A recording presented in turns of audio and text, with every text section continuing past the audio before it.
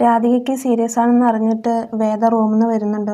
Labour റൂമിൽ വന്നിട്ട് സേതുലക്ഷ്മിയൊക്കെ സമാധാനിപ്പിച്ചിട്ട് അങ്ങനെ സിസ്റ്റർ വന്ന് പറയുന്നുണ്ട് റൂമിൽ പോയി ഇരിക്കുക, ആരെയും കണ്ടാൽ ഒരുപാട് പ്രശ്നമാവും എന്നൊക്കെ പറയുന്നുണ്ട്. അങ്ങനെ റൂമിലേക്ക് പോകുമ്പോൾ ശ്രീകാന്ത് അയച്ച ഗുണ്ടകൾ വരുന്നുണ്ട്. കൂടെ ഒരു അറ്റൻഡർ ഉണ്ടാവും. അപ്പോൾ ഈ അറ്റൻഡറിന് പൈസ കൊടുത്തിട്ട് ഫോട്ടോയൊക്കെ വേദയുടെ ഫോട്ടോസൊക്കെ കാണിച്ചു കൊടുക്കുന്നുണ്ട്. ഇങ്ങനെ ഒരാൾ ഇവിടെ ഉണ്ടോ എന്ന് നോക്കണം എന്ന് പറയുന്നുണ്ട്. അപ്പോൾ നെയിം ലിസ്റ്റിൽ നിന്ന് ഒരു പേര് വെട്ടിയിട്ടുണ്ട്, എന്നിട്ട് വേറൊരു പേര് അവിടെ എഴുതിയിട്ടുണ്ട്. പക്ഷെ നേരത്തെ വെട്ടിയ പേര് ഏതാണെന്ന് അറിയില്ല എന്നൊക്കെ പറയുന്നുണ്ട്. ഇതൊക്കെ കേട്ടിട്ട് വേദ അപ്പുറത്ത് നിൽക്കുന്നുണ്ടാവും. അവൾക്ക് പെട്ടെന്ന് ടെൻഷനായിട്ട് പെയിൻ വരികയാണ്. പെയിൻ വന്നിട്ട് അങ്ങനെ തന്നെ ലേബർ റൂമിലേക്ക് കൂട്ടിയിട്ട് പോകുന്നുണ്ട്.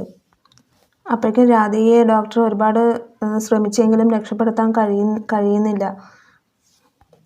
വിക്രത്തിൻ്റെ അമ്മയ്ക്കാണെങ്കിൽ സീരിയസ് ആണെന്ന് പറഞ്ഞിട്ട് മാഷിൻ്റെ അടുത്ത് വന്നിട്ട് ഡോക്ടർ പറയുന്നുണ്ട് ആരെങ്കിലും അറിയിക്കാനുണ്ടെങ്കിൽ വേഗം അറിയിക്കണമെന്ന് പറയുന്നുണ്ട്. അപ്പോൾ മാഷ് അങ്ങനെ തന്നെ വേഗം വക്കീലിനെ വിളിച്ചിട്ട് പറയുന്നുണ്ട് വിക്രത്തെ എങ്ങനെയെങ്കിലും കൊണ്ടുവന്ന് കമലയെ കാണിക്കണം, പോലീസ് സ്റ്റേഷനിൽ നിന്ന് ഇറക്കാനുള്ള ഒരു ഇത് കാണണം എന്നൊക്കെ പറഞ്ഞിട്ട് പറയുന്നുണ്ട്. അപ്പോൾ അവിടെ നിന്നാണെങ്കിൽ പോലീസ് ഇവിടെ വന്ന് കാണാനും വരുന്നുണ്ട്, ആളെ വന്ന് കാണാൻ വരുന്നുണ്ട്.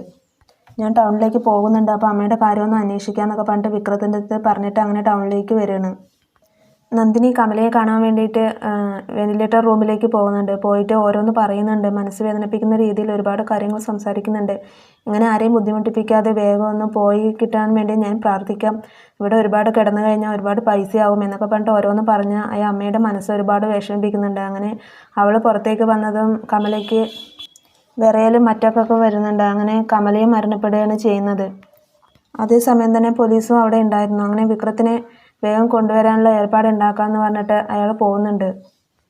വേദ ഒരു പെൺകുഞ്ഞിന് ജന്മം നൽകുകയാണ്. എന്നിട്ട് സേതുലക്ഷ്മിൻ്റെ അടുത്ത് പറയുന്നുണ്ട് എൻ്റെ മോളെ എനിക്ക് രക്ഷിക്കണം, അവരറിഞ്ഞ് എൻ്റെ വീട്ടുകാരറിഞ്ഞ് ആങ്ങളെ അറിഞ്ഞു കഴിഞ്ഞാൽ എൻ്റെ മോളുടെ ജീവന് ആപത്താണ്, അതുകൊണ്ട് രാധികയുടെ കുഞ്ഞാണെന്ന് പറഞ്ഞിട്ട് തരുൺ സാറിൻ്റെ അടുത്ത് പറയണമെന്ന് പറയുന്നുണ്ട്.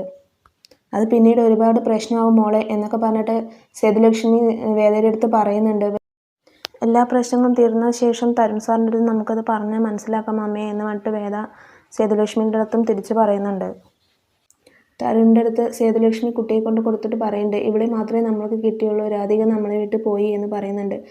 വിക്രത്തിനെ കൊല്ലാൻ വേണ്ടിയിട്ട് ആളെ ഏർപ്പാടാക്കിയിരിക്കുന്നു ശ്രീകാന്ത്. അപ്പോൾ വിക്രത്തിനെ തല്ലിച്ചതച്ചിട്ട് അവിടെ ഇടുന്നുണ്ട്. അവനാണെങ്കിൽ പ്രതികരിക്കുന്നില്ല. എന്തെങ്കിലും ഒരു കാരണം ഉണ്ടാക്കി ഇവനെ ദ്രോഹിക്കുകയാണ് ചെയ്യുന്നത്. അങ്ങനെ അവിടുത്തെ വേറെ ജയിൽ പുള്ളികളെ കണ്ടിട്ട് എടുത്തിട്ട് സെല്ലിലേക്ക് കൂട്ടിയിട്ട് പോകുന്നുണ്ട്. അപ്പോഴേക്കും പോലീസ് സൂപ്രണ്ട് വന്നിട്ട് വിക്രത്തിൻ്റെ അടുത്ത് പറയുന്നുണ്ട് അമ്മ മരിച്ചു, അതുകൊണ്ട് നമ്മൾക്ക് വീട്ടിലേക്കൊന്ന് പോകേണ്ടി വരും എന്നൊക്കെ പറഞ്ഞിട്ട് പറയുന്നുണ്ട്.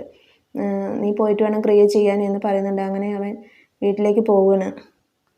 അപ്പോൾ ഇന്നത്തെ എപ്പിസോഡ് ഇത്രയേ ഉള്ളൂ. Thank you for watching my video.